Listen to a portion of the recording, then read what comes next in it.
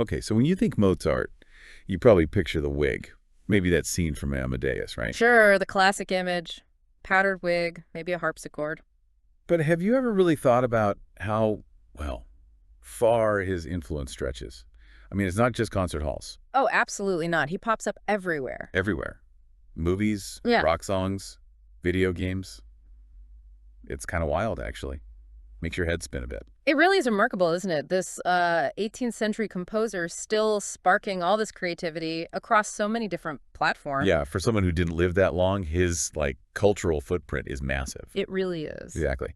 And that's what we're diving into today. You sent over this amazing Wikipedia entry, seriously, a deep dive into Mozart in popular culture. It's quite the collection. So our mission, basically, is to unpack some of the most interesting ways his life, his music, have been, twisted, reimagined, celebrated, all that stuff. And what's fascinating right away is how much drama is just in his actual life story. You don't need to invent much. Right. Think about it.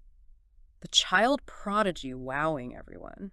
Then the struggle as an adult, the money problems. Always the money problems. Always.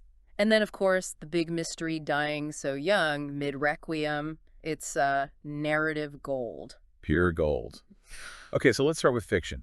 It seems like authors jumped on the Mozart train pretty early on. They really did. We've got E.T.A. Hoffman's Don Juan. Mm-hmm. That's 1812. Super early. Way back. And then Edward Morich's Mozart's Journey to Prague a bit later, 1856. So yeah, almost as soon as he's history, people are writing stories about him. Precisely. These early works kind of set the stage. Hoffman, being a romantic, probably saw a bit of a kindred spirit in Mozart, the passionate artist. Makes sense. Morich's is maybe a bit more grounded, focusing on a specific trip, trying to give readers that feeling of, being there with him. And it didn't stop there. Hermann Hesse, Steppenwolf, Siddhartha guy, Mm-hmm. he brings Mozart into Der Steppenwolf. Okay. And another book, Die Morgenlandfahrt. It feels kind of surprising putting this classical icon in those complex, almost spiritual books. That's a great point. It suggests Mozart wasn't just about the music for Hesse. Maybe his struggles, his genius tapped into these bigger ideas Hesse was exploring about art, and, well, the soul, Mozart becomes almost a symbol. Interesting.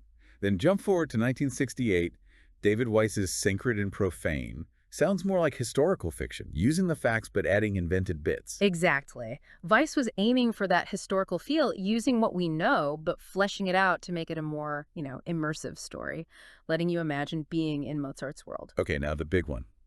His death.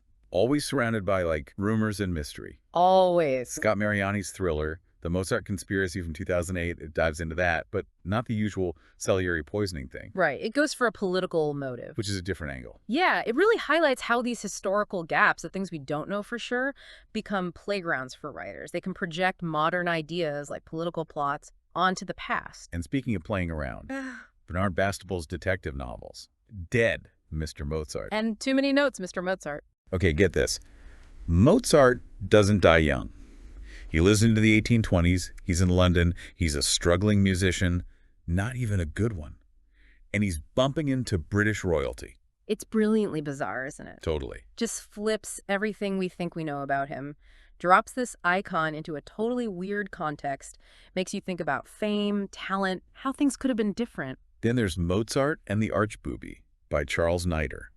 Sounds like it's told through letters. Yeah, an epistolary novel, all about his time in Vienna, his fights with the Archbishop of Salzburg. Ah, the Archbooby himself? Exactly. The letters give it this intimate feel, like you're reading his private complaints, even though it's fiction. And those clashes with the Archbishop, very real source of stress for him. Gives it a solid historical anchor. And what about Marrying Mozart by Stephanie Cowell? That focuses on his relationship with Alois Weber. Right, before he married her sister, Constance. So fiction exploring the what-ifs of his love life, too. Absolutely. It lets authors dig into his younger emotional life, the family dynamics, paints a fuller picture than just the famous marriage. Okay, brace yourself. Things get significantly weirder now. Oh. Bruce Sterling and Louis Scheiner, 1986.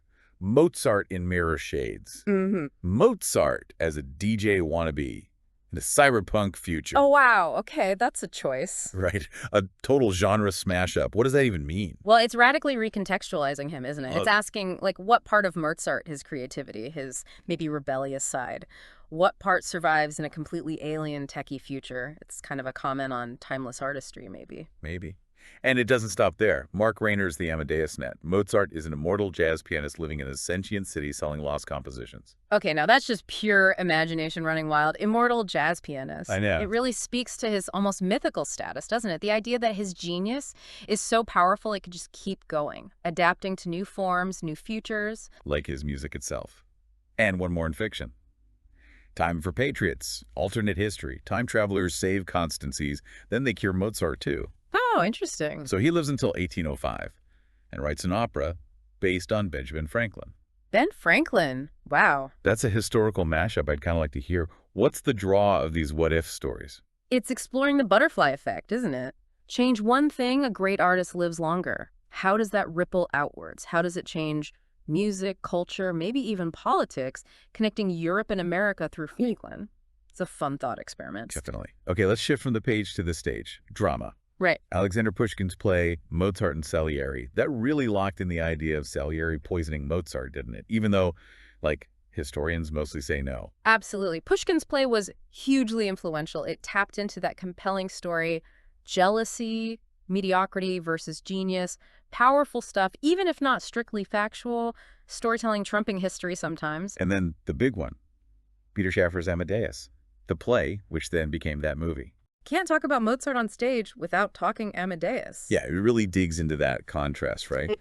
The almost divine music coming from this guy who could be, well, pretty crude and childish. Especially next to Salieri, who's disciplined, professional, but just doesn't have it. Yeah.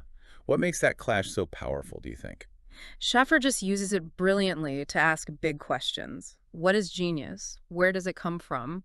What does envy do to people? It's more than just history. It's about ambition, inspiration, that mystery. And the contrast is key. The Yeah. vulgar man, the sublime music, it's fascinating. Absolutely central. And on a slightly different stage note, John Sessions played an immortal Mozart in a Doctor Who audio drama. You can always rely on Doctor Who for a historical figure cameo. Immortal Mozart meets the Doctor. Why not? It's playful, right? Yeah. It shows how famous he is, that you can just drop him into any crazy scenario, even time travel, and it kind of works. It speaks to how timeless his appeal is. Okay, shifting to the silver screen now. Lots of actors have played Mozart over the years. Oh, yeah, quite a few. Stephen Haggard back in the 30s, Gino Cervi, Hans Holt, Oscar Werner, right up to like Daniel Dorr in Bill and Ted Face the Music recently. It's quite a cinematic legacy, and each performance probably reflects how Mozart was seen in that particular era, you know, how his image evolved on screen. That'd be interesting to track. Oh. But the movie we have to talk about is Milo Forman's Amadeus, 1984, Tom Hulce. Yep. The game changer for popular perception. Huge impact. Maybe not always accurate historically, but wow, it shaped how so many people pictured Mozart. What was its magic? Well, it was just a really compelling story, brilliantly told, even with the historical liberties. Hulse's performance, that energy, the giggle, made him seem accessible, fascinating, maybe even relatable to people who wouldn't normally go for classical music or period drama. It went for drama over accuracy, and it worked massively. And beyond the actors playing him, his actual music is everywhere in films. It's amazing. Scores are incredible. Like the Ave Verum Corpus in a surreal Buñuel film, L'Âge d'Or. Then the upbeat Rondo alla Turca in Wuthering Heights. Such different moods. And the Piano Concerto No. 21, that beautiful slow movement. It's in the romance Elvira Madigan Andy, the James Bond film, The Spy Who Loved Me. That just shows the incredible range, doesn't it? How adaptable his music is. Can be romantic, suspenseful, spiritual, lively. It works for almost anything. Yeah, its ability to set a mood across totally different genres is just, wow, speaks to how universal it is. Deep emotional resonance. And he even gets a name drop in I've Got a Dream in Disney's Tangled. See? Even in cartoons, it just shows he's become this cultural shorthand for genius, for high art. Everyone knows the name. Okay, back to the stage for a moment. Rimsky-Korsakov turned Pushkin's Mozart and Salieri into an opera. Right, cementing that poisoning myth even further, but now with music. That story just won't die, will it? It's too good a drama, I suppose. The opera just adds another layer of intensity. Then there's Reinaldo Hahn's Mozart, a comédie musicale. Sounds lighter, focused on his romantic escapades in Paris. Yeah, seems like a different take, Mozart the young man about town, rather than just the tortured genius. Probably more charming, maybe funnier. And Michael Kunz and Sylvester LeVay's musical Mozart from '99. Apparently it shows an older, more sensual Mozart trying to break that porcelain child image. Sounds like it. Deliberately pushing against the sanitized version, maybe. Trying to show a more complex human figure in his later years. And Japan seems to love Mozart musicals.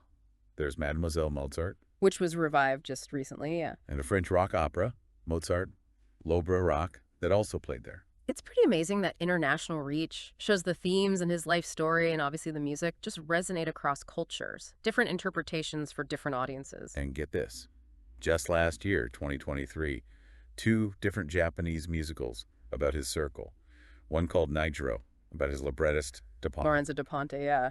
Fascinating figure himself. And another one just called Da Ponte, different actors playing Mozart in each. Yeah. That's serious interest. It really is. Focusing on Da Ponte is smart too, shows the collaboration behind the masterpieces. But yeah, 2 Mozart-related shows in 1 year in Japan. Suggests a really deep connection there and appreciation for that kind of artistic story. Okay, let's switch gears. Tempo change. Popular music. Right. Falco.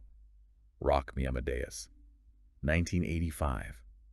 Global smash. Unavoidable for a while there. And directly inspired by the movie, right? Perfect example of classical meeting pop. Totally. It's brilliant, really. Takes the theme, makes it fun, bit irreverent.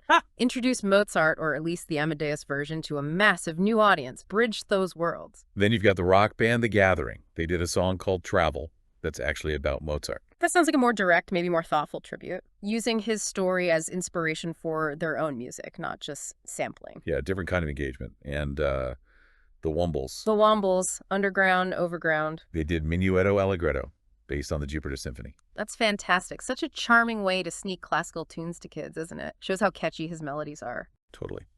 And Peter Schickel, P.D. Kubach. Ah, yes, Professor Schickel. His whole thing is humorous takes on the classics. Ein kleines Nachtsmusik, a little nightmare music, poking fun at Mozart. It's affectionate parody, though, isn't it? Oh, definitely. It works because we know the original so well. It makes classical music less stuffy, more approachable. It's like saying, yeah, this stuff is great. Let's have a laugh with it. Right. And then, much more seriously, Evanescence, their song Lacrimosa from 2006. Uses parts of the actual Lacrimosa from the Requiem. Yeah, weaving it right into their sound. Yeah. That's a powerful mix. Goth rock and Mozart's Requiem. It really is. Shows how those musical ideas, that emotion still connects with artists today, finding new power in totally different styles. The depth is still there. Even kids' books get in on the act. Daniel Pinkwater? I The Muffin Fiend. think I've heard of that. Apparently Mozart solves crimes in some of his books, including one with a muffin-stealing alien. Okay.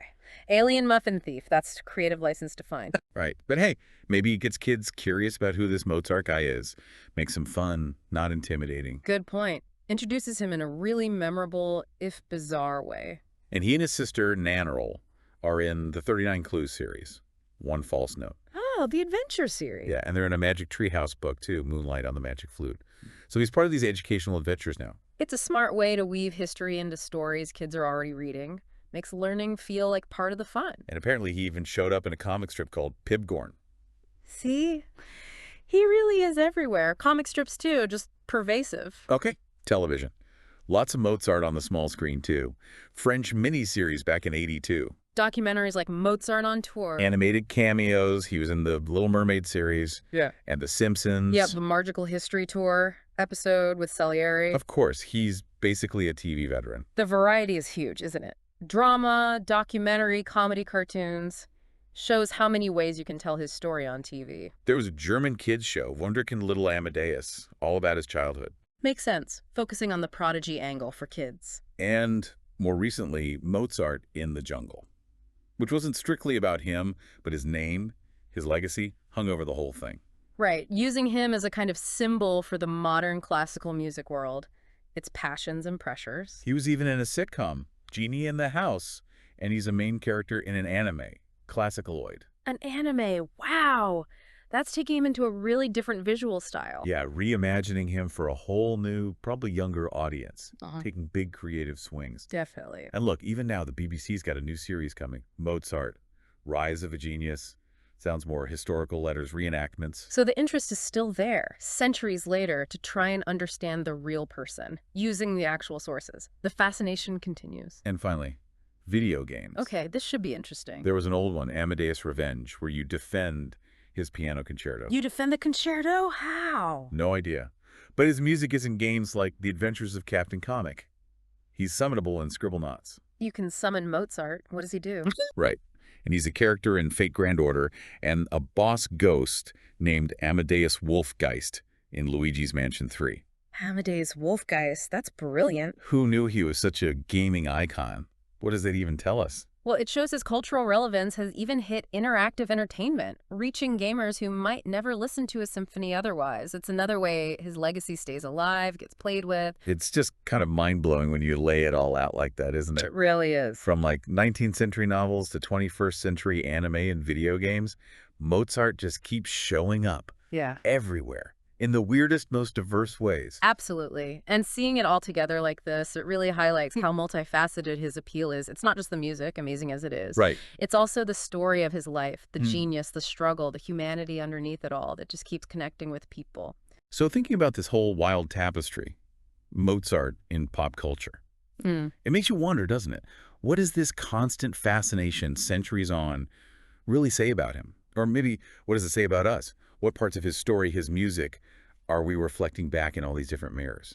That's a really interesting question to leave people with. What are we looking for when we keep retelling the Mozart story?